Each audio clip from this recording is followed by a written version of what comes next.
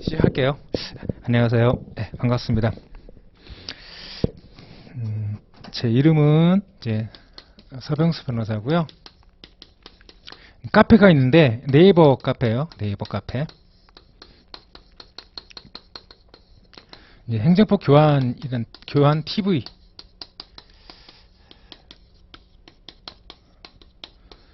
이라는 카페인데 원래는 교실이었는데 나중에 이제 행정법 교실이라는 카페가 있는 걸 나중에 알아서 고쳤어요. 교환 TV. 주소가 https 슬래시 두개 카페 네이버.com 슬래시 sead 로 이렇게 카페가 있어요.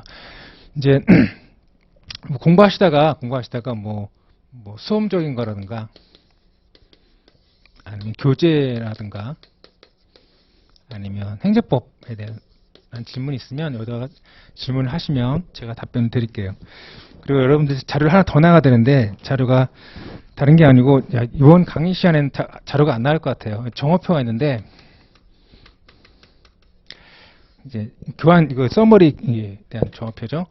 지금 책이 그 오류가 몇 개 없어요. 그 틀린 게 편집상에서 문제가 생긴 게 몇 건 많던데 편집상에 문제가 있지 책의 오류는 거의 없기 때문에 몇 건데 없어요. 그래서 이제 강의할 때 해드릴게요. 해드리고 종어표는 이제 나중에 강의 다 끝날 때쯤에 만들어질 것 같아요. 그래서 8월 말까지는 그 카페에 올려놓을 테니까 혹시 필요하신 분은 카페에 가셔서 다운로드 받으세요. 질문을 많이 하세요. 공부하시다가 질문을 많이 하셔야 돼요. 질문은 뭐 수험적인 것도 그렇고 교재도 그렇고 행정법에 관한 것도 질문을 많이 하셔야 돼요. 저 같은 경우는 이제 공부할 때 형들한테 질문을 많이 했었거든요. 질문을 많이 하셔야 돼요. 그리고 이제 이렇게 하고 이제 교환 서머리한 책만 말씀을 드릴게요. 제가 이제 공부할 때, 제가 행시할 때도 그렇고 변호사 시험 볼 때도 그렇고 제가 항상 아쉬움이 있었던 건 뭐냐면 그 기출 판례를 다 모아놓은 책이 있었으면 좋겠다라는 생각을 많이 했었어요. 근데 세상에 그런 책은 없어요. 기출 판례를 모아놓은 책은 없어요. 간간히 이제 기출 판례를 모아놓은 책들이 있었는데 기출 판례를 모아놓은 책들이 있었어요. 중간중간에. 근데 이것들이 책을 잘 안 보니까 잘 안 보죠. 왜 안 보냐면 판례만 있거든요. 판례만 있기 때문에 거의 이제 어떤 선생님들이 몇몇 선생님들이 책을 만들었지만 책이 안 팔리다 보니까 이제 계속해서 책을 안 내게 되죠. 그래서 기출 판례집이 따로 있었지만 나도 안 봤어요. 이런 것들은요. 근데 내가 요구했던 건 뭐냐면 기출 판례뿐만 아니라 학설까지 같이 해서 일목요연하게 볼 수 있는 책이 있었으면 좋겠다라는 생각을 많이 했었어요. 행시할 때도 그렇고 변호사 시험 볼 때도 그렇고 특히 변호사 시험 같은 경우는 이 행시는 법 과목이 하나잖아요. 법 과목 하나니까 행정법만 있으면 되는데 변호사 시험은 이제 7볼 보다 보니까 이제 이런 욕구가 되게 커요. 근데 세상에 이런 책은 없어요. 그래서 제가 만들었어요. 그래서 일단은 올해는 행시하고 변호사 시험, 그래서 행시하고 변호사 시험 위주로 만들어 놨거든요. 기시판례하고 학설 모아놓은 책은 없다. 내가 공부할 때 다들 아쉬움이 있어서 하면 맞는 겁니다. 근데 이 책은 뭐냐면 이제 원래는 사례형으로 대비하기 위해서 만든 거예요. 원래 사례형으로 행시나 변호사 시험 사례를 대비하기 위해서 만든 책인데 행시는 사례만 보지만 변시험 같은 경우는 지금 기록형도 보고 사례형도 보고 이제 객관식도 본단 말이죠. 이게 변시가 이런데 이 행시가 사례형 보고 변시는 이제 기록형, 사례형, 객관식을 보죠. 여기가 지금 공통되죠. 여기가 공통되죠. 그래서 책을 내는 김에 기출하고 기출 판례랑 학설까지 이렇게 다 묶어서 낼 거면 내는데 변호사 시험 보는 학생들을 위해서 좀 이거고 이거를 좀 추가할 수 있겠다 싶어가지고 추가한 거거든요. 근데 기록형을 추가해도 상관없는 게 뭐냐면 기록형은 사례형의 아류예요. 그러니까 무슨 말이냐면 이제 기록형은 이제 변호사가 되면 소송할 때 소장을 쓰잖아요, 변호사들이. 소장을 쓰는데 이 소장 쓰는 시험이 변호사 시험이 기록형이 그래요. 소장 쓰는 시험이에요. 근데 별거 아니고 사례형이 R이에요. 거의 같다가 보시면 돼요. 거의 같다. 그래서 기록형 집어넣자. 어차피 기록형이나 사례형 똑같은 거니까. 객관식이 문제인데 객관식을 집어넣으면 책 양이 엄청 늘어나요. 객관식만 빼도 한 100페이지는 줄 수 있는 것 같은데 그래도 집어넣어놨어요. 그래서 집어넣어놨어요. 객관식도. 왜냐면 이제 변호사 시험 보는 친구를 보라고. 그런데 이제 행시 보는 친구들이 객관식용이 나오는 판례가 필요 없지 않느냐 이렇게 생각할 수 있어요. 그렇지 않아요. 그렇지 않은 게 사례형 쓰시다가 판례 입장을 쓰잖아요.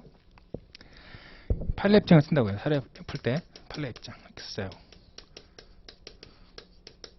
판례 쓸 때 부정설이다, 판례는 부정설이다, 긍정설이다 이렇게 쓰면 점수가 없거든요. 점수가 없어요. 판례를 좀 구체적으로 쓰셔야 돼요. 판례를. 판례 입장 쓰실 때, 사례형 풀 때, 판례 입장 쓰실 때, 그 판례를 좀 구체적으로 쓰셔요. 구체적으로. 그때 어떻게 사용한다? 여기 나왔던, 객관식이 나왔던, 변호사 시험 객관식 나왔던 판례를 가지고 이렇게 쓰시라고 하면 돼요. 이렇게 하시면 돼요. 그래서 객관식 문제, 객관식 표시됐지만, 이게 계속 반복되고, 똑같은 판례가 계속 반복되고 있어요. 무슨 말이냐? 웬만한 교수는 다 알겠다는 거거든요. 그래서 객관식 나왔던 판례들을 무시하지 마시고 이렇게 사례형 쓰실 때 판례 입장에 좀 쓰시라고 쓰는데 활용하셔라. 그러면 그렇게 해서 이제 객관식 집어넣는 거고. 그리고 또 한 가지 지금 올해 변호사 시험이죠. 올해 변호사 시험이 변시가 1월달에서 나중에 할 텐데 1월달 어떤 문제가 나냐면 객관식에서 주구장창 나왔던 판례가 있었어요. 변호사 1월달 시험에서 1월 객관식으로 계속 한 3번인가 4번 나왔던 판례가 사례로 나왔어. 사례로. 근데 행시죠. 행시 6월달 시험 봤죠, 여러분들? 그죠? 이게 그대로 나왔어요. 그대로 나왔어요. 변호사 시험에서 객관식 그 전에 변호사 시험 객관식 변호사 시험이나 변호사 시험 모의고사에서 객관식으로 주구장창 나왔던 판례가 올해 1월달에 사례로 나오고 올해 행시 6월달에 똑같은 사례가 나왔어. 이제 쟁점이 똑같아요. 쟁점이 나중에 할 텐데 이제 이것은 뭐냐면 행정처분 할 때 간단히 설명드리면 행정처분 할 때 고지를 한단 말이죠. 고지를 해요. 행정처분하고 처분 받으면 처분을 안 날부터 90일 이내, 처분이 있은 날부터 1년 내에 행정심판 내지 행정소송을 할 수 있습니다. 어쩔 수 없도록 이런 게 한다는 거예요. 고지를 해야 되는.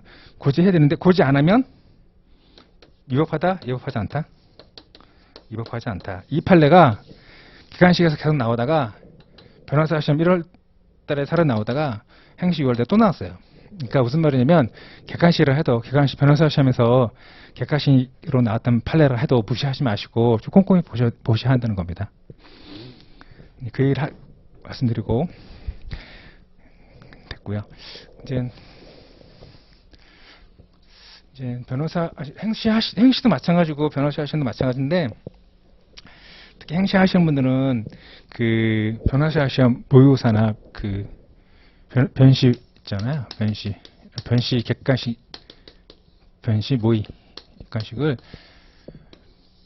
변시나 변호사 시험 모의고사 나왔던 문제를 잘 보세요. 잘 보세요. 이게 행시에 나옵니다.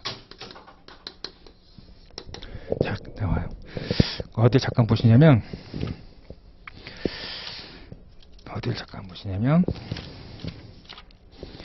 17페이지 보시겠어요? 17페이지? 17페이지에 11번이죠. 공법관계와 사법관계 구별해가지고 별표 별표가 있는데 별표가 새까맣게 되어 있으면 그 행시 변시 기출이고요. 별표인데 하얗게 되어 있으면 변호사 시험 모의고사인데 보세요. 2014년도에 세 번째 모의고사에서 변호사 시험 모의고사 나왔죠. 근데 보세요. 2021년 변시, 2021년 행시에 나왔어요. 이제 변시가 1월 달에 있잖아요. 1월 달에 있으니까 변호사 시험 모의고사 나오다가 한참 안 나오다가 변호사 시험 나오고 그해 6월 달에 행시에 나오고 이런 식이라는 거죠. 항상 그렇다는 거 아니고 항상 이제 이걸 이제 잘 유심히 참고하셔야 되는 거예요. 그 다음에 잠깐 어디 가시냐면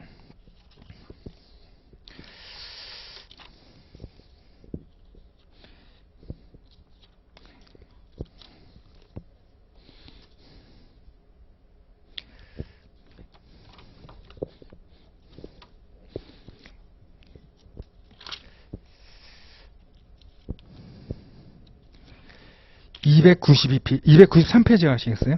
293페이지. 로마서 3번의 불고지 또는 오제 효과. 찾으셨어요? 293페이지. 1번 보시면 처분은 2번 여부. 밑에 보시면 객관식 나왔죠. 2013년 첫 번째 모의고사, 2018년 첫 번째 모의고사, 2019년 세 번째 모의고사, 2020년 세 번째 모의고사. 그래서 변호사 모의고사에서 계속 이 판례가 객관식 나오다가 위에 보시면 별표도 있죠. 2022년 변호사 시험 사례에 나왔어요. 근데 이 판례가 올해 행시에도 나왔다. 아셨죠? 그러니까 물론 이제 이 문장 가지고는 답안지 못 써요. 이거 가지고 단서를 잡아가지고 이걸 단서해서 적절하게 목차를 잡으셔야 돼요. 연습을 하셔야 되고요. 연습을. 그래서 이제 행시하시면 행시뿐만 다른 시험도 마찬가지인데 변호사 시험에 나왔던 거, 변호사 모의 시험에 나왔던 것을 잘 좀 참고를 하셔야 되고 그 다음에 뭘 하셔야 되냐면 최근 판례 있죠. 최근 판례. 올해 행시는 최근 판례가 안 나왔던 것 같아요. 작년에는 나왔어요. 작년에는 나왔어요. 그래서 최근 판례 이렇게 해서 3년치 정도 이렇게 하시면 이제 거의 벗어나지 않다 봐요. 제 판단으로는 제가 쉽죠. 이제 변호사 시험하고 변호사 모의 시험 나왔던 거 최근 판례 이렇게 하시면 이제 행시 사례는 거의 다 끝난다. 아셨죠? 작년 같은 경우 행시 같은 경우는 3년치에서 나왔기 때문에 행시 하시는 분들은 최근 판례를 보는지 안 보는지 잘 모르겠는데 아마 4월 때 모의고사 하잖아요. 그때 판례를 같이 하다 보니까 판례가 따로 안 되는 것 같은데 아무튼 뭐 3년치는 꼭 하셔야 된다. 이 두 개 하시면 거의 이제 사례 해주면 다 끝난다고 보시면 돼요. 이렇게 하시고 이제 그래서 쉽죠. 뭐 변호사 시험에 나왔던 기출문제 잘 열심히 보시고 최근 판례 보시면 이제 사례 문제는 거의 다 해결되죠. 이렇게 하시면 될 겁니다. 이렇게 하세요. 이렇게. 다른 시험도 마찬가지예요. 법원행시도 그렇고 입법고시도 그렇고 다 마찬가지입니다. 변호사 시험도 마찬가지고 변호사 시험 이게 더 심해요. 변호사 시험은 더 심하기 때문에 이렇게 하시고 이제 공부를 이렇게 하시고 그 다음에 이제 노트 3페이지 봅시다. 이제 첫 번째 시간은 행정법 전체 개관하고 그 다음에 노트 4페이지의 사례풀이 구조. 이 사례풀이 구조는 이것도 이제 행정법 전체 개관이 같은 말이에요. 같은 말인데 3페이지에는 행정법 전체 개관은 이제 행정법의 기본서 순서대로 한번 정리해 본 거고 사례풀이 구조는 똑같이 전체 개관인데 사례풀이 순서대로 사례를 풀어가는 순서대로 정리하는 겁니다. 그래서 전체 개관을 봅시다. 전체 개관을. 행정법은 이제 행정에 관한 조직, 작용, 구제에 관한 법입니다. 행정법은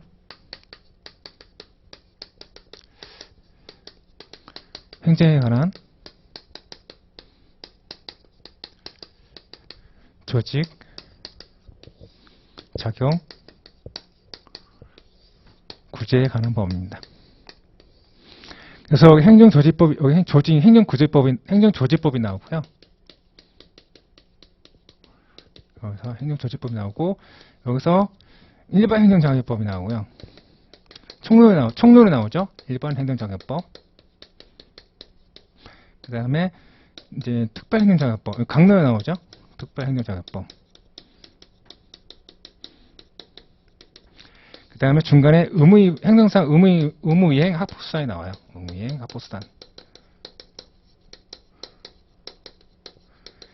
여기가 이제 작용해야 하는 부분이에요. 구제는 이제 행정구제법이고요.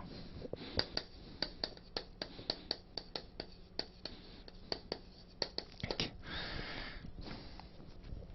그래서 지울게요. 이제 노트에 있으니까 뭐 지울게요, 이건. 그래서 제일 먼저 해야 될 것은 뭐냐면 행정법 관계 당사자 누구냐. 뒤에 또 나오긴 하는데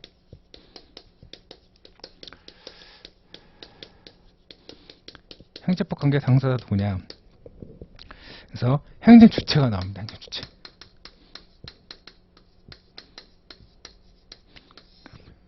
이게 행정상 권리 의무 주체인데 첫 번째 국가가 나오죠. 대한민국. 그 다음에 지방자치단체, 지자체. 그 다음에 협의회 공공단체, 협의회 공공단체. 그 다음에 공무수탁 사인, 네 사람이 나와요. 일반적인 책에서는 지자체하고 협의회 공공단체를 합쳐서 광해 공공단체를 하죠. 근데 이렇게 하지 마시고 따로 하세요. 왜냐면 실익이 없어요. 광해 공공단체는 지방자치단체와 협의 공공단체 이렇게 할 실익이 없어요. 왜냐면 좀 있으면 나와요. 뒤에 행정청이 나오는데 행정청에서 달라져요. 많이 달라지기 때문에 실익이 없어요. 실익이. 그래서 좀 이따 행정청 할 텐데 아무튼 이렇게 지자체가 있고 협의 공공단체가 있다. 공무수탁 사인이 있다. 이렇게. 공무수탁 사인은 누가 있냐? 법인이 있고요. 그 다음에 자연인이 있고요. 법인격이 없는 그냥 들어두세요. 는 단체가 있어요. 단체. 이렇게. 법인은 이제 공법인일 수도 있고 사법인일 수도 있어요. 그래서 공무수탁 사인에서 제일 중요한 게 누구냐면 공법인이라고요. 행정법에서 자연이 중요해요. 자연이.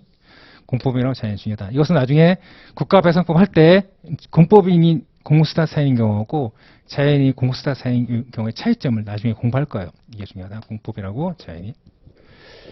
그럼 이제 이 국가나 지방자치단체나 공공단체나 공무수탁 사인은 이게 행동할 수가 없죠. 행동할 수가 없잖아요. 그래서 국가가 움직일 수 없잖아요. 그래서 국가의 행위를 하는 사람이 필요해요. 근데 그것을 행정청이라고 하는데 국가에서는 누가 있냐? 장관이죠. 장관. 뭐 보건복지부 장관, 법무부 장관, 행안부 장관 이런 사람들. 이 장관이 하죠. 지자체에서는 지자체장이 있죠. 장. 뭐 예를 들어 서울시장이나 인천시장이나 경기도지사 이런 사람들이 장이 행정청이 돼요. 그러면 이제 여기서 협의 공공단체는 누구냐? 이 자체가 행정청이에요. 공무수탁 사인 누가 행정청이냐? 이 자체가 행정청이에요. 그러니까 여기서 많이 차이 나죠. 그래서 여기서부터 차이가 나요. 여기서부터. 그래서 지자체인 경우는 행정청은 장이지만 협의 공공단체는 행정청보다 그 자체가 행정청이다. 공무수탁 사인도 그 자체가 행정청이다. 그래서 나중에 할 테지만 이 공무수탁 사인이 법적 지위가 세 가지가 있어요. 여기서 행정주체이죠. 행정주체. 행정주체. 두 번째, 여기서 행정청이죠. 행정청. 세 번째, 국가배상법상 공무원이기도 해요. 되게 재밌는 사람이, 이거 되게 웃기는 건데, 이렇게. 국배법상, 국가배상법상, 그렇다는 겁니다. 되게 재밌죠? 공무수탁 사인은 행정주체이기도 하고요. 행정청이기도 하고요.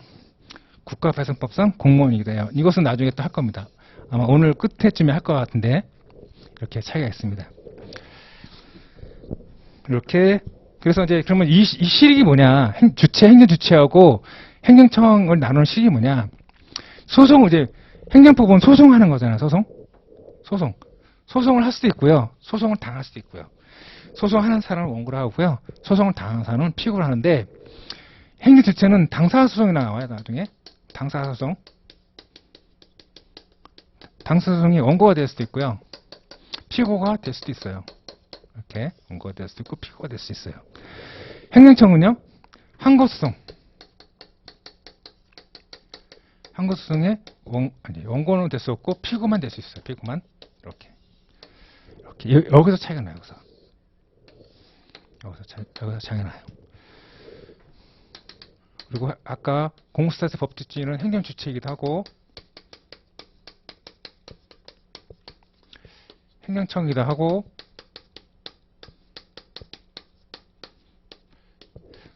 국가배상법상 공무원이기도 하다. 이렇게 아까 했고요.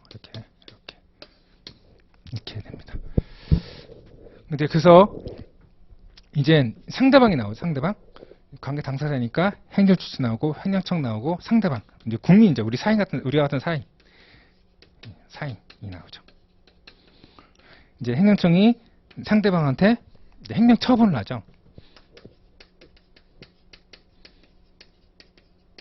예를 들어서 갑이라는 사람이 음주운전하면 관할결정서장이 갑한테 운전면허 취소처분, 뭐 정지처분 이런 걸 하죠. 예, 처분하죠. 근데 이때 뭐가 적용된다? 법치행정의 원리가 적용된다. 교과서 순서대로 하는 거야 지금요. 교과서 순서대로 하는 거니까 들어두세요. 노트 다 있으니까 편하게 들으세요. 법치행정의 원리가 적용된다. 법치행정의 원리 적용되니까 법률유보 원칙이 적용되겠죠. 법적 법률유보. 법의 근거, 그러니까 이 관할경찰서장이 갑한테 운전만 했으니까 너 운전면허 정지 하려면 그렇게 할 수 있는 법적인 근거가 있어야 된다. 법률유보. 그 다음에 법률의. 법을 잘 지키는 거죠. 법을 잘 지키라는 거죠. 이 법률의는 어디서 많이 나타난다? 행정법 1번 원칙까지 많이 쓰죠. 답안지. 행정법의 1번 원칙까지 가지고 답안지 많이 쓰죠. 나중에 다시 또 할 텐데 비례원칙, 신뢰보호원칙, 부당결부 금지원칙, 행정의 자유수범리, 뭐 평등원칙 이런 것들 있죠. 행정기본법에 나오는데 아무튼 이거 가지고 합니다. 아무튼 근거해서 이렇게 처분했습니다. 이제 상대방은 이제 다퉈야 되죠. 이 상대방이 두 가지 지위가 있어요. 권리 주체의 지위가 있고요. 주체가 나오네요. 여기도 주체가 나오네요. 그죠? 여기도 나오고 여기 주체가 또 나와요. 이 권리 주체는 민법에 나오는 거예요. 민법에 나오는 건데 그래서 하는 건 뭐냐면 이 당사자 수용 때문에요. 당사자 때문에. 그러니까 일단 상대방은 권리 주체가 될 수도 있고요. 처음에는 행정 객체가 될 수 있어요. 행정 객체. 행정법에서 배우는 것은 행정 객체죠. 행정법에 배우는 것은 행정 객체를 배우게 되겠죠. 아무튼 그럼에도 불구하고 권리 주체에 쓴 건 뭐냐면 여기에 행정 주체에서 국가, 지방자치단체, 협의공공단체, 공무사사인이 소송해서 당사자의 원고가 될 수 있고 피고가 될 수 있다 했어요. 그러면 이 상대방이 있을 거 아니에요. 상대방, 그죠? 이 상대방은 누구냐면 이제 행정주체가 원고가 되면요, 상대방은 이 사인이에요. 이 사인은 당사자 소송에 피고가 되고요. 행정주체가 피고가 되면 당사자의 원고가 돼요. 이렇게. 왜냐면 옛날에는 제가 공부할 때에도 이거 당사자는 공부 하지도 않았어요. 안 했어요. 막 넘기고 그랬어요. 왜냐면 판례가 그때 8개 썼나? 9개 썼나? 그랬어요. 근데 요새는 안 그래요. 당사자성이 시험에 자주 나와요. 판례도 많고. 그래서 이거 좀 구분을 하셔야 돼요. 구분을. 지금부터 하시는 거 해드리는 거예요. 아셨죠? 그러니까 이제 사인이 당사자 원고가 되면 행정주체는 피고가 되는 거고요. 행정주체가 당사자 원고가 되면 이 사인은 피고가 되는 거예요. 이렇게. 원고는 소송하는 사람, 피고는 소송당하는 사람. 이렇게.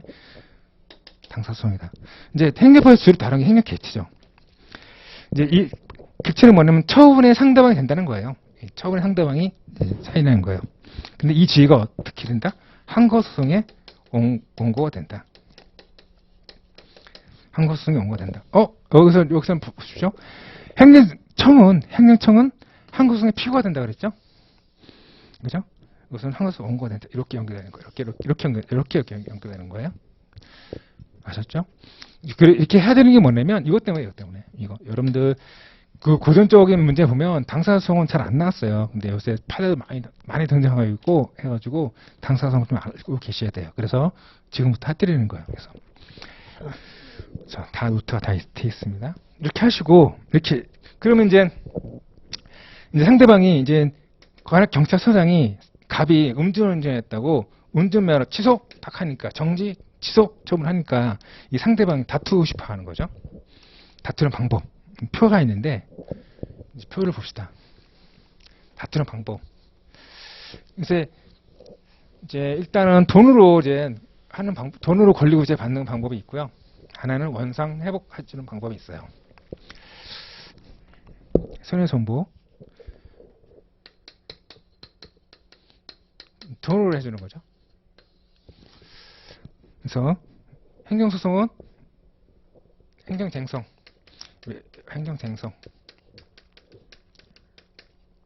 이 쟁송에는, 이 쟁송자에는 심판하고, 행정심판하고, 행정소송이 다 포함이 돼요. 이렇게. 그래서 합쳐서 행정쟁송이라고 합니다. 아무튼 손해전보는 돈으로, 금전으로, 이제 금전으로 권리회복을 받는 거고, 행정쟁송은 원상회복합니다. 원상회복. 처분이 있으면, 처분이 있고, 취소시키면 원상회복 되는 거니까요. 이렇게 두 가지 방법이 있어요. 손해전보에는 이제 손실보상 청구가 있어요. 나중에 그 토지보상법 가면 배울 텐데, 이것은 적법한 공권리 행사. 적법한 공권리 행사에서 손실이 생겼다는 거죠. 이럴 때 보상해 주는 거다. 그 다음에 이거 당사소송입니다. 이걸 당사소송으로 합니다. 이제 벌써부터 나오잖아요. 당사소송이. 그 다음에 국가배상 청구가 있어요. 이것은 위법한 공권리 행사로 해서 손해, 이제 다르게 쓰죠. 손실, 손해, 이게 다르게 쓰죠. 손해가 발생하면 돈으로 배상해 주는 것을 말합니다. 판례상 국가배상 청구 소송은 이제 민사소송을 해요. 민사소송으로. 그러면 이제 당사자는 뭐고 민사소송은 뭐냐? 거의 같다고 보시면 돼요. 거의 같다고 보시면 돼요. 당사소송하고 민사소송 같다고 보신다. 다만 차이가 있다면 가날이 다를 뿐이에요. 가날이. 당사소송하면 행정법원에 해야 되고요. 민사소송 하게 되면 민사법원에 해야 돼요. 가날만 다를 뿐이고 그 절차나 내용 다 똑같다라고 생각하시면 돼요. 일단은 이 민사소송에는 다른 게 아니에요. 여러분들이 친구한테 돈을 빌려줬어요. 돈을 안 갚아 이 친구가. 돈을 갚아야 되는데 그럴 때 어떻게 한다? 돈 달라고 민사소송 하는 거예요. 우리가 흔히 알고 있는 소송이 민사소송이에요. 그럼 당사는 뭐냐? 똑같은 거다. 아무튼 판례가 보고 있다 이렇게. 그 다음에 이제 행정쟁송에는 행정심판이 있죠. 행정심판법에서 공부할 때고. 그 다음에 행정소송이 있어요. 행정소송할 때 행정소송법에서 공부를 하게 되죠. 그래서 이제 행정심판에는 이제 항고심판만 인정해요. 항고심판에 뭐가 있냐? 취소심판이 있고요. 그 다음에 뭐가 있죠? 무효동 확인심판이 있고요. 무효동 확인심판, 의무이행 확인심판이 있어요. 의무이행 확인심판이 있어요. 취소심판은 그 대상이 처분이나 아니면 거부처분을 대상으로 해요. 무효동 확인심판도 처분이나 거부처분을 대상으로 합니다. 의무이행 확인심판은 뭐냐?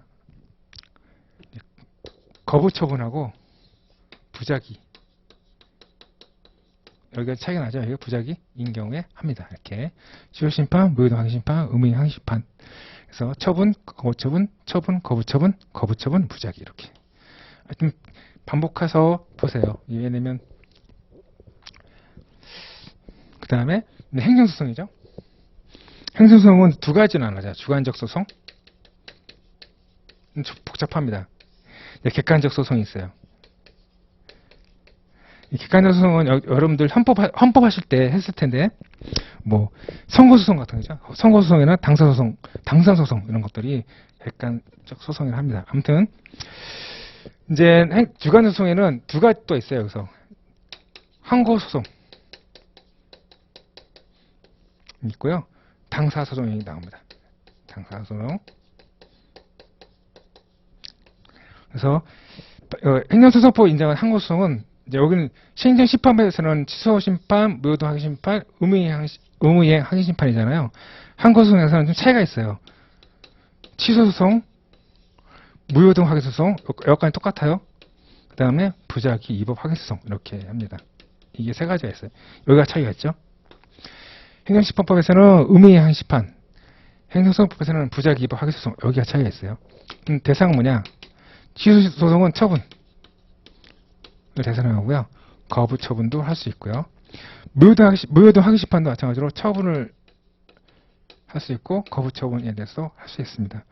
부작위 위법 항기소송보다 부작위만 할 수 있어요. 부작위만 이렇게 여기가 차이 나죠.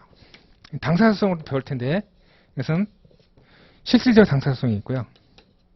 실당, 형식적 당사소송이 있습니다. 실질적 당사소송은 우리가 말하는 민사소송이 똑같은 거예요. 그냥 여기 있죠. 여기 손실보상 청구가 당사소송이라고 했잖아요. 이게 실질적 당사소송이라고 생각하시면 돼요. 그 다음에 형식적 당사소송은 딱 하나 있어. 딱 하나. 한 개. 행정법에서는 딱 하나 있어. 하나. 물론 이제 행정법 말고 다른 법에 가게 되면 디자인법이라든가 저작권법 가게 되면 형식적 당사소송이 있어요. 있는데 우리는 그거 안 배우니까 딱 하나 있어요. 뭐냐? 토지보상에서 토지보상? 공용수용에서 나중에 합니다. 공용수용에서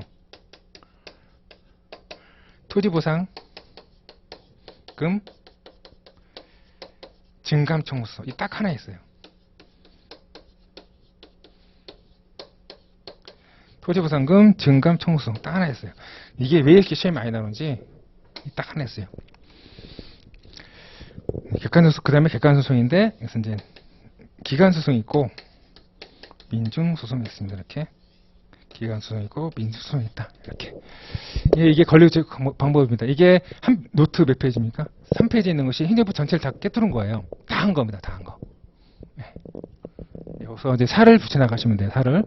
행정법 잘 하시려면 제가 첫날 이렇게 여러분들이 얼마큼 기본서를 보셨는지 기본 강의 몇 번 들으셨는지 알 수는 없지만 이제 뭐 어떻게 됐든 간에 이 전체를 해드린 것은 이 전체를 해드린 이유가 해드리면 여러분들 힘드신 분들 계세요. 그럼에도 불구하고 해드린 건 뭐냐면 행정법 잘하려면 딱 한 가지밖에 없어요. 행정법 잘하려면 체계를 잘 잡으셔야 돼요. 행정법은 체계를 잘 잡으셔야 돼요. 체계를 잡고선 살을 붙여나가셔야 돼요. 살을. 체계 다 잡았죠? 노트 한 페이지 행정법 다 들어가 있잖아요. 이게 다 들었으니까 여기서 이게 행정법 전체예요. 이것만 하시면 다 끝납니다. 그래서 이제 노트 4페이지 사리풀이 구정 우리 봅시다. 제가 이제 여러분들처럼 공부할 때 아마 그때 2년차였을 거예요. 아마 행시 막 시작하고선 1차 시험 봤는데 떨어져가지고 그때는 이제 1차 시험 처음 봤을 때 학교에서 공부했어요. 학교에서 공부하다 떨어져가지고 이제 실림동으로 들어갔어요. 들어가가지고 2년차죠. 그러니까 1차 시험 끝나가지고 이제 성적이 애매했어요. 1차 커트를 하고 좀 애매했어요. 이게 좀 붙을 것 같기도 하고 떨어질 것 같기도 하고 모르겠다 싶어가지고 2차 공부를 하고 있었는데 2차 시험 끝나고 2차 공부하고 있었는데 이제 떨어졌죠. 1차 시험을. 떨어져서 다시 1차를 하는데 그래서 이제 뭐 할까 이제 할 게 없잖아요. 실림들이 혼자 돌았는데 그 당시 이제 나중에는 1차 시험 붙고 2차 공부할 때는 이제 친구들 형들이 많이 들어와가지고 같이 공부했었는데 그때는 제가 초창기에 저 혼자 왔었어요. 심심해가지고 이제 강의를 하나 들었는데 어떤 그 이름없는 변호사 분이었어요. 나중에는 이제 실림대에서 유명해지긴 했지만 지금은 강의를 안 하세요. 안 하시는데 그분 강의를 듣고 이제 행정법 다 끝났구나라는 생각을 했어요. 그럼 뭐냐? 그날 첫날 강의한 게 뭐냐면 제가 써놨어요. 노트에 써놨어요. 노트 4페이지, 5페이지에 2페이지에 걸쳐서 첫날 강의 들었던 것을 이제 적어놨어요. 원래는 노트 필기한 거면 더 많은데 너무 많으면 지저분해지니까 한 페이지 이렇게 쫙 볼 수 있게끔 간단하게 정리해놨습니다. 이거 듣고 행정법이 다 끝났다. 라고 생각했어요. 그때 실제로 공부 끝났죠. 그 다음에 시험 붙었으니까. 그래서 이 자료는 중요한 자료니까 몇 번 보세요. 계속. 이제 앞에 3페이지에 있던 그 전체 기간은 이제 목적, 기본서 순서대로 정리하는 거고요. 그 다음에 사례푸주고서는 뭐냐면 여러분들이 답안지 쓰는 양식대로 정리해 놓은 거예요, 이게. 그래서 소송의 구조 볼까? 소송 구조. 이제 갑이라는 사람이 있습니다. 갑이라는 사람이 음주운전했어요. 음주운전했어요. 그래서 네, 행정청이죠. 제가 그냥 청이라 쓸게요. 청. 예, 관악 경찰서장이 갑 음주운전했으니까 운전면허 취소 처분했습니다. 이렇게. 그래서 갑은 나름대로 억울하다는 거죠.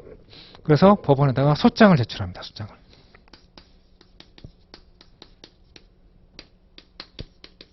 소장을 제출합니다.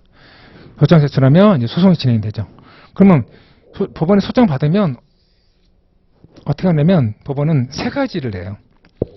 법원은 이제 뭘 하냐면 세 가지를 해요. 세 가지를. 소송 요건 심리를 해요. 그러니까 소장을 보고서 갑의 소송 제기가 소송 요건을 갖췄는지를 심리를 해요. 그 다음에 소송 요건이 통과했으면 다 갖춰졌으면 번안 심리를 해요.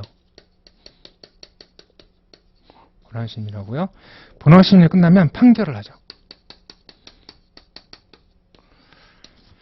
이제 이것은 이 소송 요건 심리를 여러분들 시험에서 어떻게 나오냐면 소의 적법성 심사 이렇게 나옵니다. 소의 적법성. 그러니까 이 소가 적법한가라고 물으면 소송 요건을 묻는 거예요. 이 소가 적법한가? 그럼 소송 요건을 묻는 거예요. 그다음에 번안 심리는 어떻게 여러분들 시험에 나오냐면 처분의 위법성이라고 해요.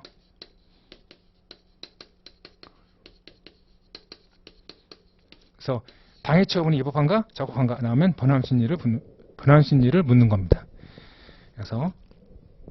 그래서 소송 요건 심리를 해요. 갖추지 못했어요.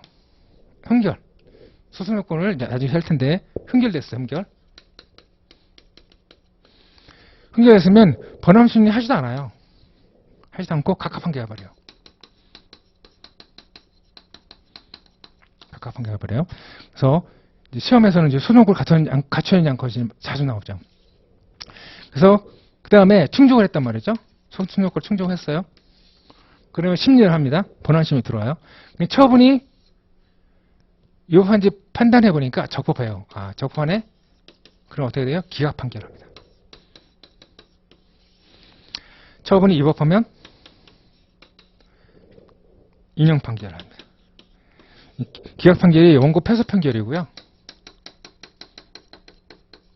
인용 판결이 원고 승소 판결입니다. 합니다. 이렇게 원고 승소 판결 이렇게 합니다. 이렇게 이제 소송이 진행이 돼요. 소송이 진행이 되는데 왜 이거 해야 되냐면 이 변호사들이 이제 소송할 때도 이런 식으로 이제 소장을 구상하고 법원에서 이렇게 심리를 하거든요. 근데 답안지 쓰는 거 똑같아요, 여러분들이. 답안지 쓰는 것도 변호사들이 소장 쓸 때랑 법원에서 이렇게 사건 심리할 때랑 똑같아요. 이런 순서로 해요. 근데 책은 어떻게 되어 있냐면 이 번안 심리 부분은 어디에 가 있냐면 여러분들이 책에 아까 일반 행정자격법,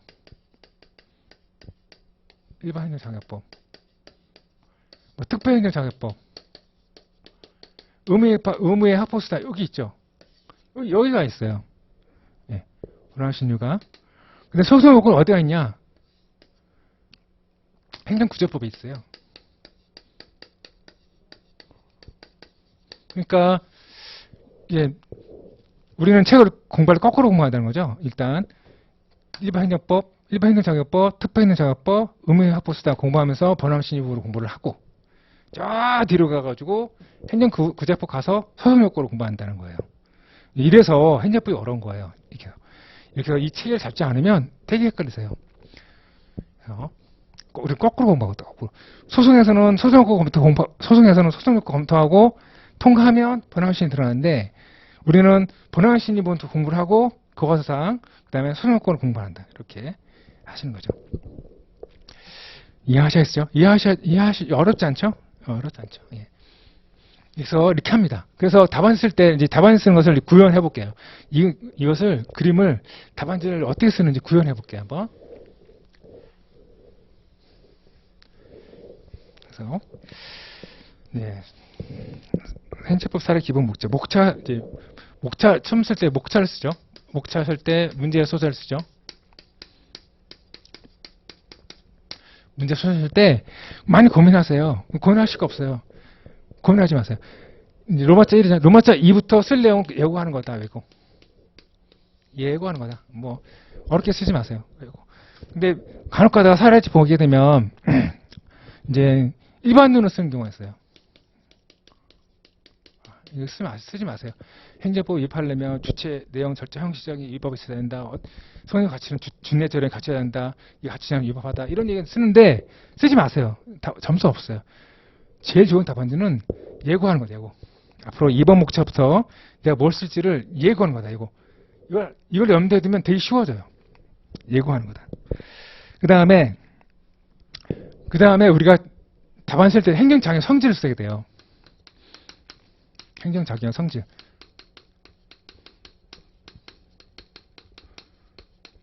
여기는 행정작용 썼지만 사례에서 이렇게 쓰는 거죠. 사례에 들어서 갑에 대한 운전면허 정지 처분이 났으면 갑에 대한 운전면허 정지 처분의 법성질 이렇게 쓰는 거죠. 이렇게 쓰는 거예요. 갑에 대한 갑에 대한 운전면허 정지 처분의 법적 성질 이렇게 쓰는 거예요. 이것은 이제 일반화시키다 보니까 쓰는 거고 성질 쓰는데 두 가지를 씁니다. 두 가지 중에 두 가지 다 쓸 수도 있고요. 하나만 쓸 수도 있어요. 하나는 뭐냐면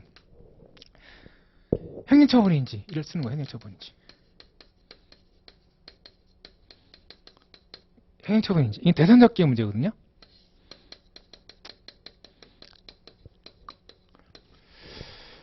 쓰고요. 두 번째는 재량이인지를 써요. 이게 본안심리의 문제거든요.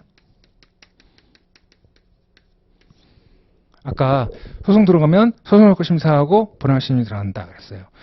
소송 놓고의 대표 주자가 대상적격이에요. 대상적격. 이 처분이 해당되지만 통과가 돼요. 이렇게 해놓고 일단 해놓고 그다음에 본안심리에서 본안심리할 때 위법성인지 위법한지 안 위법한지는 재량인지 기속행위 달라져요. 재량인지 기속행위 달라지기 때문에 이렇게 두 가지 쓰는 겁니다. 거의 대부분 사례가 이렇게 돼 있어요. 문제에 따라서는 이제 소송 욕구만 묻는 경우에는 행정처분인지만 쓰면 되는 거고요. 본안심리만 묻는 경우에는 재량인지만 쓰면 되는 거고요. 둘 다 물으면 둘 다 쓰는 거고요. 아셨죠? 이렇게 해놓고 봅시다. 이제 잠깐 법전 잠깐 볼까요? 법전 행정소송법 법전은 잠깐 볼게요. 법전 행정소송법 19조 볼게요. 19조 법전 19조 행정소송법 19조 이제 처분성을 쓰는데 처분성을 어떻게 쓰는지를 이제 잠깐 맛만 볼게요. 19조 보시면 취소소송은 처분 등을 대상으로 한다. 처분 등이라 해요. 처분 등.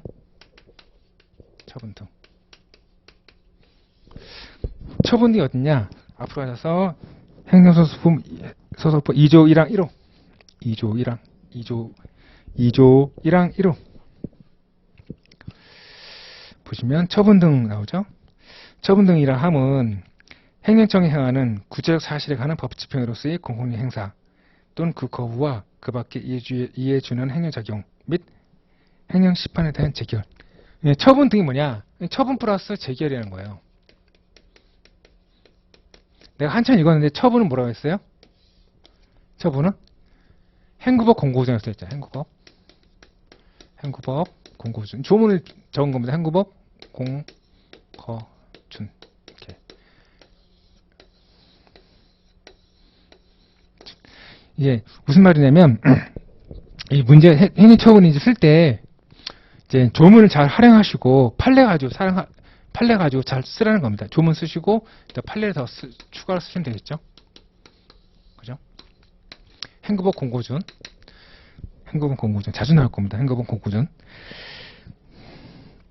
그래서 이제 행정처분인지 여부 대상적격 문제인데 처분성을 어떻게 판단한다? 행정소송법 19조 전문하고 행정소송법 2조 1항 1호 가지고 이거 하고 판례를 활용해서 쓴다. 그게 뭐다? 행급법 공구준. 행급법 공구준 플러스 판례 이렇게 쓴다. 재량인지 볼까요? 재량인지.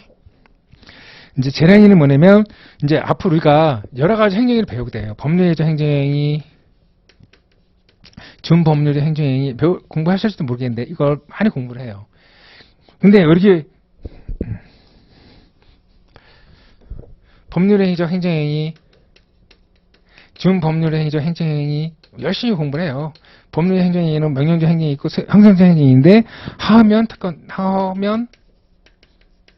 특임대가 있다. 준법률 행위에는 확공통수가 있다. 열심히 공부해요. 열심히 공부해요.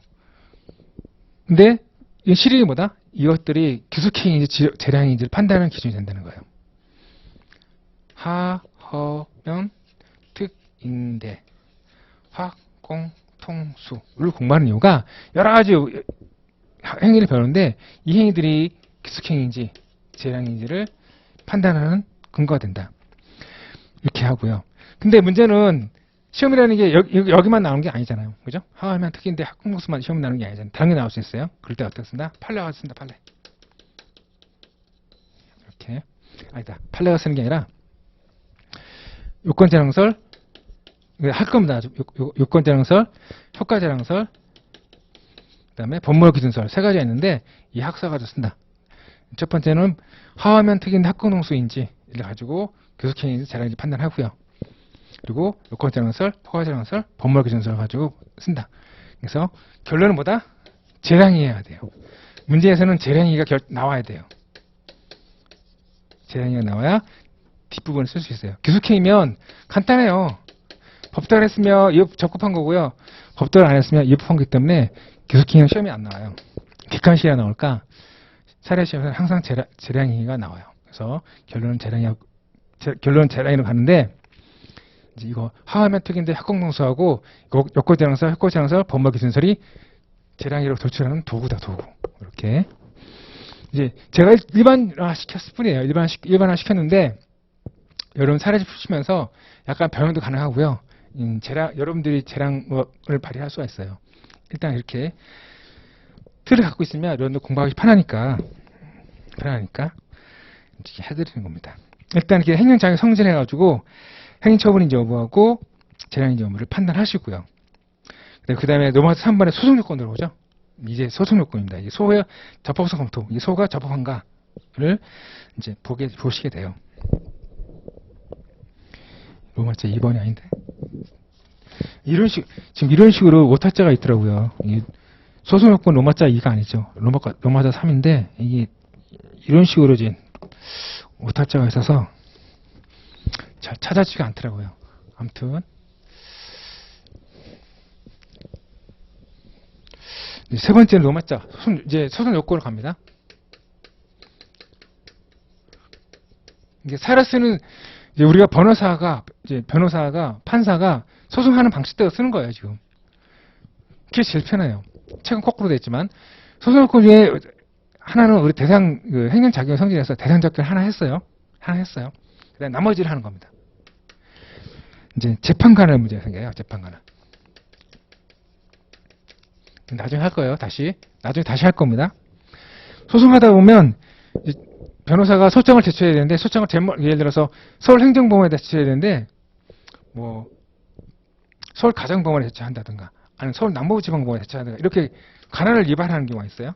나중에 다시 할 겁니다. 관할 위반해서 이제 하는 경우가 있어요. 행정소송 같은 경우는 자주 생겨요. 그러면 어떻게 한다? 이것도 소송 요건이기 때문에 각하해야 되는데 각하하지 않고 어떻게 하냐면 관할법으로 이송해줘요. 이송해주기도 하고 아니면 이제 수업 변경을 해요. 수업 변경을 한 경우도 있다. 이것은 뭔지 모르지만 이런 게 있다 하시고 이거 설명을 한참 설명해야 되니까 이런 게 있다라고 말하고 계세요. 재판 관할 문제가 있고 근데 이 부분은 재판 관할 부분은 행시에서 나올지도 의문이긴 해요. 제가 보기에는. 왜냐면 변호사 시험에서는 변시에서는 중요하거든요. 왜냐면 변호사들은 소장을 제출해야 되니까 이 재판 관할 잘못해서 소송을 제기하면 문제가 생기니까 이런 게 중요한데, 행시는 여러분들 소장을 제출할 일이 없잖아요. 그쵸? 여러분들 소장을 제출할 일이 없잖아요. 변호사가 하는 거죠. 여러분들은 안 하죠. 여러분들은 처분을 제대로 해야 하면 되는 거니까. 그래서 가나의 문제가 행시에서는 별로 중요하지 않은 것 같긴 한데, 일단은 나중에 합시다. 그 다음에 원고적기문 나왔어요. 원고적기. 아까 뭐랬어? 원고는 뭐라 했어요? 소송을 제기한 사람을 원고로 해요. 소송을 당하면 피고를 하고요. 소송한 사람을 원고로 갑니다. 근데 우리가 행정소송법에서 원고를 어떻게 정의하고 있는지 봅시다. 행정소송법 12조 봅시다. 12조 봅시다. 여기에 원고적기가 하는 규정이 있어요. 12조 전문. 취소소송은 처분의 취소를 구할 번음상 이의 있는 자가 제기할 수 있다. 처분의 취소를 구할 번음상 이의 있는 자. 이 사람을 원고 적격이 있다고 합니다. 번음상 이의.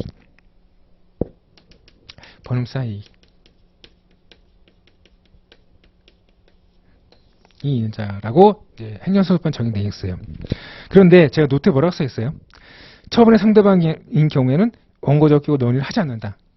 대체로 하지 않아요. 그러니까 예를 들어서 아까 가변 사장이 음주운전 했는데 음주운전 해가지고 관악경찰서장이 운전면허 취소 처분했단 말이죠. 그럼 갑은 처분의 상대방이니까 내가 이걸 다툴 원고적이 있네 없네 할 필요가 없는 거예요. 할 필요 없다는 거예요. 당연히 인정되니까 당연히. 근데 그것은 논의하지 않는다. 그거 무슨 말이냐? 당연히 인정되기 때문에 하지 않는다. 그런데 뭐라고 써있어요? 거부처분의 경우는 원고적기 논의하는 경우가 있을 수 있다. 거부처분 경우는 왜 그런지는 나중에 거부처분 할 때 봅시다. 신청권 때문에. 그다음에 주로 이제 우리가 여기서 할 거 뭐냐면 제3자 행정위인 경우는 제3자 행정위에서 제3자가 원고인 경우 이런 경우에 원고적극 논의를 합니다. 이럴 때 주로 일단은 이렇게 알고 계세요. 예를 들어서 이제 갑이 있고요. 이제 행정청이 있습니다. 관악구청장이 갑한테 관악 그 산 앞에다가 연탄 공장을 설립하도록 설립 허가를 해줍니다. 그 관악산 앞에다가 연탄 공장을 설립하도록 설립허가를 해줘요. 그러면 좋죠. 그러면 이제 그 여기 주위에 있는 사람들이 난리 나겠죠? 인근 주민이지, 인근 주민이 난리 났어요. 이 경은 처분의 상대방이 아니잖아요. 갑이 이처의 상대방이고 을은 처분의 상대방이 아닌 제3자. 제3자죠. 이 제3자 일이 갑에게 내려진 연탄 공장 설립 허가를 취소할 수 있는 취소송을 제기할 수 있는가? 이것이 제3자의 원고적격 문제입니다. 이럴 때 원고적격을 집중적으로 써주는 거예요. 이럴 때. 학설이 있죠. 아직은 몰라야 되는데 권리구설설이 있고요. 이건 있고요. 번음상 이익구설설이 있고요. 보호가치 있는 이익구설설이 있고요. 그 다음에 적법성 보장설이 있어요. 나중에 할 겁니다. 네 가지 학설이 있어요. 네 가지 학설은 반드시 잘 알고 계셔야 돼요. 이렇게 처벌의 제 상대방이 아닌 제3자가 소송을 제기할 때 이럴 때 원고적격 논의를 한다. 이렇게만 알고 계세요. 그 외에 이제 제3자인 경우가 인근 주민하고 뭐 경업자도 있고 경원자도 있긴 한데 다 같습니다. 논의랑 다 똑같습니다. 이럴 때 한다. 그래서 원고적격은 제3자가 처벌 상대방이 아닌 제3자가 원고가 될 때 그때 원고적격 논의를 한다. 피고적격 볼까요? 13조 보세요. 13조. 행정소송법 13조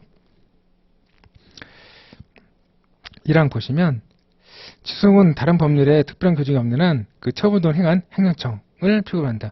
그 처분동을 행한 행정청 이걸 줄여서 처분청이라고 합니다. 처분청. 그 다음에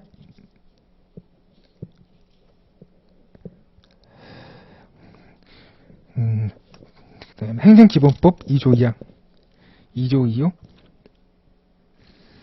행정기본법 2조 2호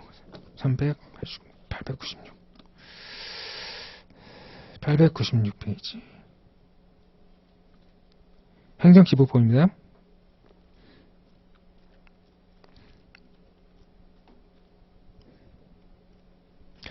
이제 행정소송법에는 행정청이라는 개념이 없어요. 아까 행정소송법 13조에는 행정청을 필요로 한다고 있는데 행정청의 개념이 행정기본법 2조 2호에 있습니다. 2조 2호. 행정기본법 2조 2호 볼까요? 봅시다. 2조 2호. 2호. 행정청이라 함은 이란 다음 강목의 자를 말한다. 감옥. 행정에 관한 의사를 결정하여 표시하는 국가 또는 지방자치 기관. 행정 의사를 결정하고 표시할 수 있는 권한을 가진 기관. 누구예요, 이 사람들은? 장관이나 장을 말해 장. 그러니까 예를 들어서 처분서 하게 되면 아무개 기하이 돼 있잖아요. 당신은 언제 음주운전했으므로 운전면허를 취소합니다. 이렇게 해놓고요. 관악, 경찰, 서장이 돼 있죠. 이 사람이 행정에 관한 의사를 결정하고 표시할 수 있는 권한을 가진 기관을 말하는 거예요. 관악경찰서장이니까 국가기관, 지방자치단체라고 생각하셔야 돼요. 관악경찰서장이니까 국가의 기관인데 국가기관. 만약에 이 사람이 관악구청장이면 지방자치단체 기관이고요. 관악경찰서장이면 국가기관이 되는 거예요. 행정학에서 공부했죠. 행정학에서. 뭐 헷갈리면 안 돼요. 헷갈리세요? 헷갈려 않죠? 그래서 잠깐 보시면 이 처분서에 아무 기관 당신이 행정법 몇 점 몇 항을 위반했으므로 당신이 어떤 처분을 합니다. 해놓고 예를 들어 관악경찰서장 이렇게 착 써놨잖아요. 이렇게 도장 찍어놓고 이 사람이 처분청이 되는 거죠. 경찰서장이니까 국가기관이고요. 예를 들어서 관악구만 보면 관악세무장도 국가기관이고요. 소방서장도 국가기관이고요. 잘 모르겠네요. 소방서장은 법이 바뀌어가지고 아무튼 그렇게 해놓고 관악구청장이면 지방자치 기관이고요. 이쪽은 국가의 기관이 되죠. 이 사람들이 처분서 맨 밑에 있는 사람들이 행정청이라는 겁니다. 그 다음에 나목 보시고 나목. 이 사람이 나목이 공무수석 사인이에요. 통틀어서 보시면 그 밖의 법률에 따라 행정에 관한 의사를 결정하여 표시하는 권한을 가지고 있거나 그 권한을 위임 또는 위탁받은 공무단체, 그 기관, 사인, 이 통틀어서 공무수탁 사인이라고 생각하시면 됩니다. 그래서 왜 해드리냐면 행정적 개념은 행정소송법이 없고 행정기본법이 있다. 물론 행정기본법 말고 행정시법법이나 행정절차법에도 행정청 개념이 있어요. 행정청 개념이 있는데 행정기본법이 새롭게 만들었으니까 행정기본법까지 하죠. 그 다음에 그래서 이제 피고가 얘기가 나옵니다. 피고. 이게 다 시험의 하나의 논점이에요. 이 재판관나 원고적격, 피고적격이 하나하나의 논점이에요. 논점. 행정청이다. 근데 이거 피고적격은 언제 주로 논의가 되냐면 권한의 이임이라든가 내부 이임이 있을 때 주로 문제가 돼요. 권한의 이임이나 내부 이임이 있을 때. 근데 이것은 이제 나중에 가서 합시다.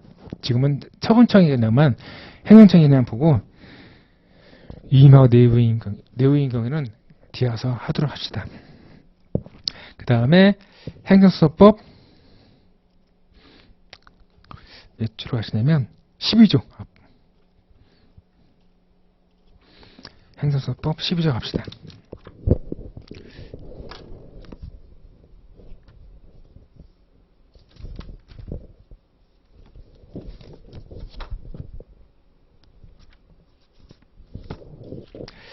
행정소송법 12조. 아까 1문은 아까 읽었고 1문이 전문은 원고적 교환이고요. 2문 보시면 처분 등 효과가 기간의 경과, 처분 등의 집행, 그 밖의 사유로 인해 소멸된 뒤에도 소멸됐습니다. 처분이 때에도 그 처분된 취소로 인하여 회복되는 법무상 이인자의 경우에는 또한 같다. 이제 협의소액 보시는데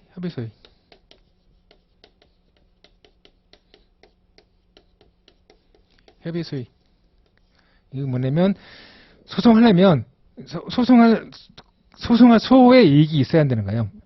소의 이익이. 근데 처분이 소멸했어요. 예를 들어서 아까 갑이 운전 했는데 3개월 운전면허 정지.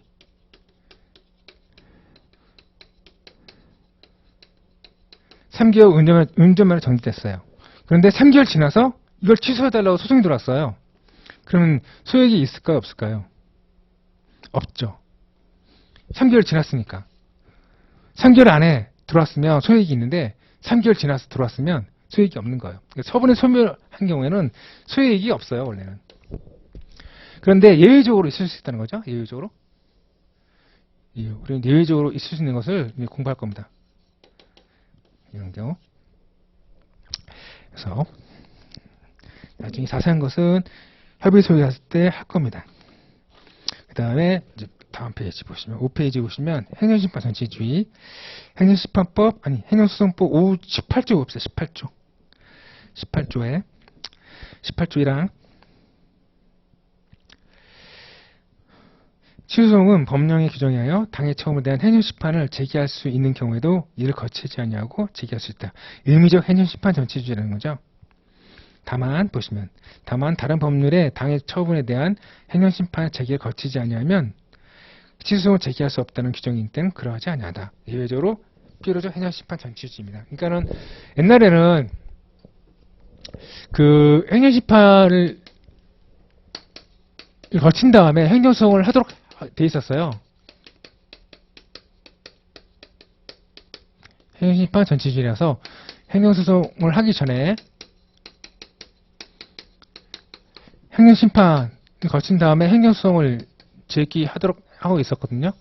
근데 지금 법이 바뀌어가지고 원칙적으로 의무적이라는 거죠. 그래서 행정심판 거쳐도 되고요, 안 거쳐도 되고요. 예외적으로 필요적이다는 거죠. 세 가지가 있어요. 조세하고요, 도로교통법이 적용되는 경우고요, 공무원 징계, 조세 처분. 조세는 이제 국세죠. 국세하고 지방세를 다 포함합니다. 그래서 조세하고 조세하는 처분하고 도로교통법이 적용되는 경우고 공무원 징계, 이는 필요적 행정심판 전체주의입니다. 근데 이 자체는 이 행정심판 전체주의 그 자체 중요하지 않아요. 근데 이 다음에 원처분주의 재결주의가 중요해요. 원처분주의 재결주의. 어렵습니다. 좋은 말 읽어보고 뭔지만 잠깐 보고 갈게요. 19조 봅시다. 19조 행정소송법 19조 단서. 19조 아까 본문 봤고요. 처분 등이 이제 행정소송 취소용 대상이고요. 다만 보시면 이게 원처분주의거든요. 재결 취소송의 경우에는 재결제에 고유한 위법이 있음을 이유로 하는 경우에 한한다. 이것이 원처분주의입니다. 간단히 볼게요. 원처분주의 재결제는 어렵기 때문에 여기서 할 수는 없고 만만 봅시다. 만만. 그렇다 안 할 수는 없고 만만 봅시다. 만만. 그래서 노트에 뭐라고 써냐면 원처분주의는 뭐다? 원처분과 재결이 있는 게 논의한다. 그래서 재결이 없는 경우는 논의하지 않는다. 이렇게 써놨어요. 근데 갑이 있습니다. 갑이 있고 행정청이 있어요. 근데 갑이 운전해가지고 운전면허 정지 처분했다 합시다. 운전면허 정지. 그래서 도로교통법이 적용되는 거니까, 그죠? 아까 도로교통법이 적용되면 필요적 행정심판 전체주의라고 했잖아요. 그래서 갑이 어떻게 하냐면 행심에다가 운전면허 처분을 취소하도록 취소심판을 제기해요. 취소심판을 제기해요. 그래서 행정심판위원회 행심위가 행심이라고 줄일게요. 행심위가 이 취소심판 심리해보니까 운전면허 정지 처분이 적법합니다. 그럼 기각재결하겠죠. 기각재결. 아까 판결할 때는 기각 판결인데 행정심판이 하는 건 재결을 합니다. 재결. 아까 재결도 처분이라고 했죠. 처분 등안에는 재결도 포함되니까. 그러면 갑은 이제 권리구제 못 받았잖아요. 1차적으로 운전면허 정지청을 받아서 행정심판을 제기했는데 행정심에서 기각자를 났어요. 권리구제 못 받았죠. 그러면 갑이 이제 소송을 해죠. 소송. 행정법원에다가.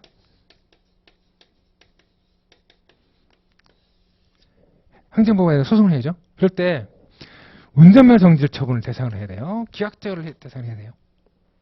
이게 논의가 원처분주의, 재결주의예요. 이게 저 운전면허 정지 처분을 아까 이거 기각재결로 처분이라고 했잖아요. 운전면허 정지 처분이죠. 구분하기 위해서 이것을 원처분이라고 합니다. 기각재결로 처분이니까 이 앞에 있는 처분과 뒤에 있는 처분을 구분하기 위해서 앞에 있는 것을 원처분을 한다. 그러면 이 원처분을 대상으로 해야 돼요. 기각재결을 해야 돼요. 우리나라는 다 원처분이에요. 원처분이기 때문에. 그래서 이 갑이 운전면허 정지 처분해서 취소송을 제기해야지 기각재결을 해서는 안 돼요. 이게 원처분지입니다. 이건 쉬워요. 이건 되게 쉬워요. 처분 상대방이 그 불리하게 처분돼서 행정심판을 제기하고 행정심판에서 권리구제 못 받으면 어떻게 한다? 원처분과 다툰다. 이건 아주 쉬워요. 근데 문제는 뭐냐면 갑이 있습니다. 이게 어렵습니다. 나중에 또 할 건데 간단히 몇만 보세요.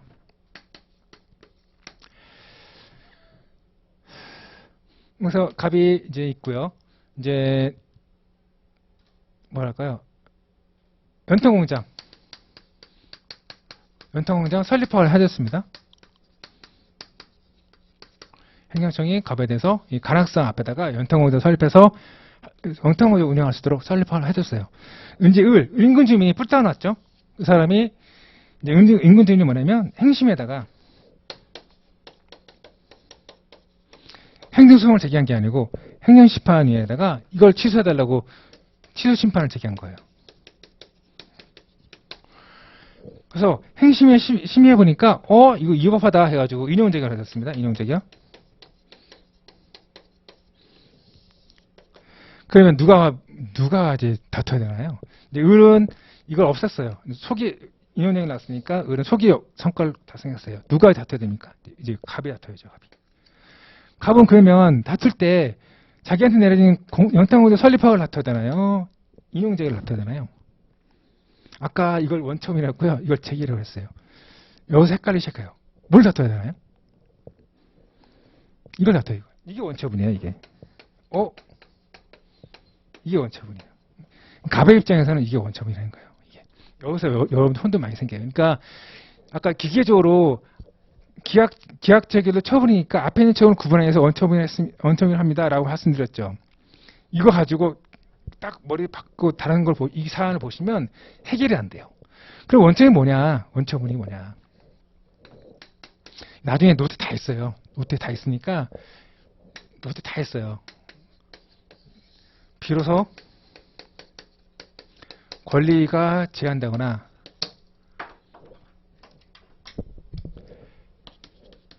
의무가 부과되니 비로소가 중요해요. 비로소.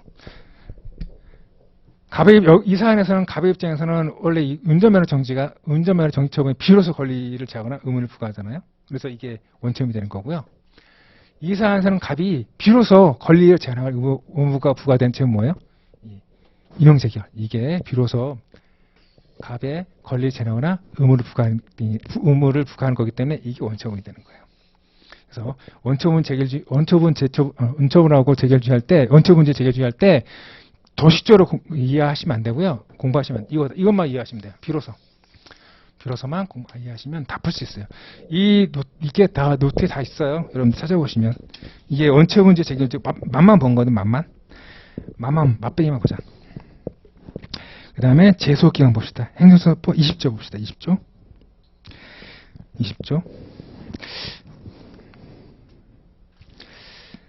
1항 보시면 취소송은 처분 등이 있으면 안날부터 90일 이내에 제기해야 한다. 됐습니다. 처분이 있으면 안날부터 90일 이내에.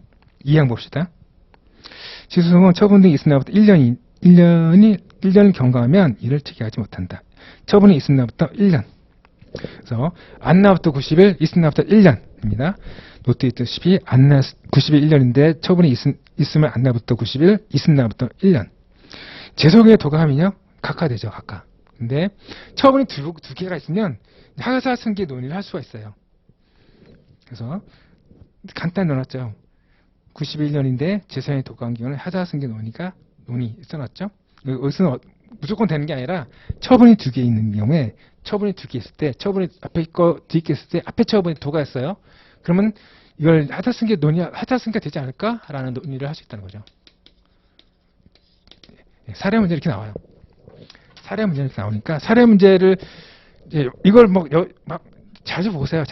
이걸 자주 보시고 여울려 하지 마시고 자주 보시고 여러분들 사례집 보시잖아요. 기출 사례집 보시잖아요. 보시면 자연스럽게 풀어져요.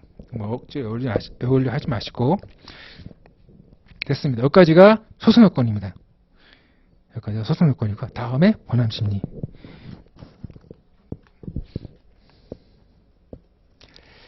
권함 심리. 이 처분 위법성을 공부하게 됩니다.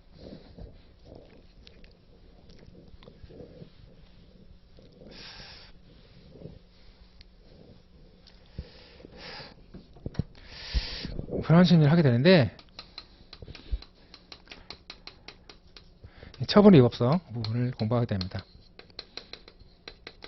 문제에서는 처분 위법한가 적법한가를 물을 때 권한 심리를 묻는 겁니다. 그래서 이제 다 아시는 거예요. 이제 주체, 내용, 준내재령, 준내재령, 주체 보시면 행정처에게 정당 권한이 있는지를 봅니다. 이건 별로 시험에 안 나오죠. 예를 들어서 관세청장이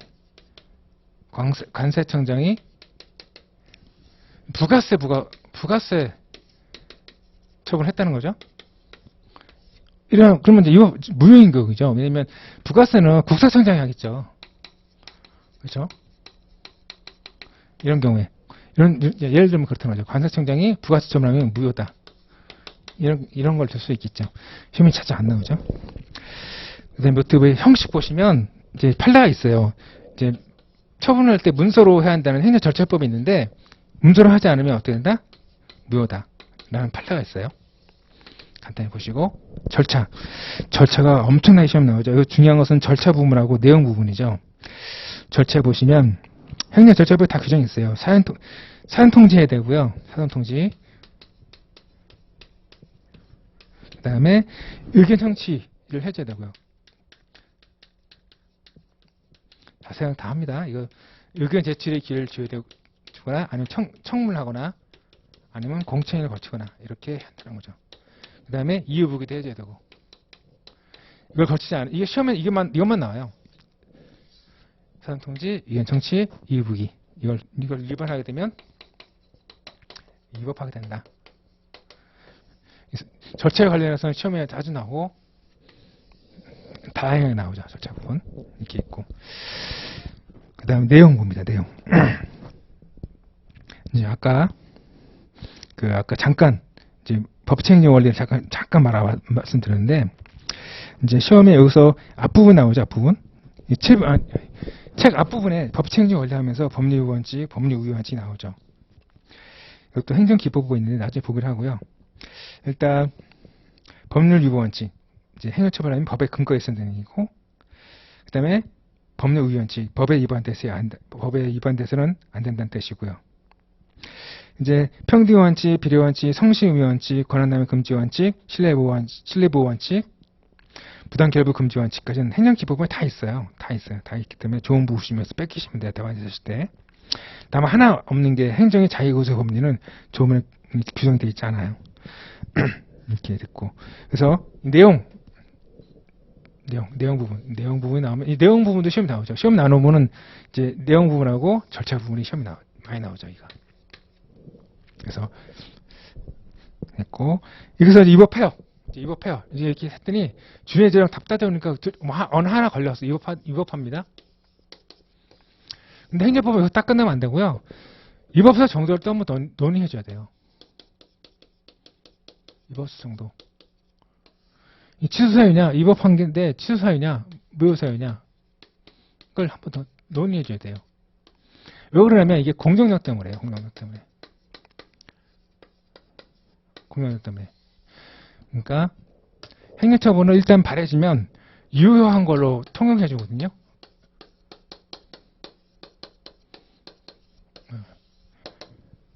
그래서 해주기 때문에 이 무효인지 취소인지를 이제 해줘야 됩니다. 학설은 중대설이 있고요. 중대 명백설이 있고 원백성 법칙 요건서 있어요. 있는데 다수사판례는 중대 명백설이죠. 근데 명백설 법칙 요건서도 이게 아주 중요해요. 답안지 쓰실 때 이제 자세히 쓸 때는 학설 다 쓰지만 간단히 쓸 때는 중대 명백서 가지고 간단히 처리도 되지만 자세히 쓸 때는 세 개 학설만 쓰시면 돼요. 왜냐면 이거 말고도 학설 더 많아요. 구체적 이익 형량설 해가지고 많은데 다 필요 없고 세 가지만이라도 정확하게 쓰자. 나중에 또 배울 겁니다. 이렇게 수순이 들어갔고요. 가구제가 나오죠. 집행정지, 가처분. 이거 내 기억이 맞다. 올해 행시에 나왔을 거예요. 행시에도 가구제 묻는 거. 가구제 묻는 거 나왔을 겁니다. 이렇게 하시고 이제 사례 풀이고 다 됐고요. 잠깐 쉬었다가 10분만 쉬었다가 교재 들어갑시다. 예.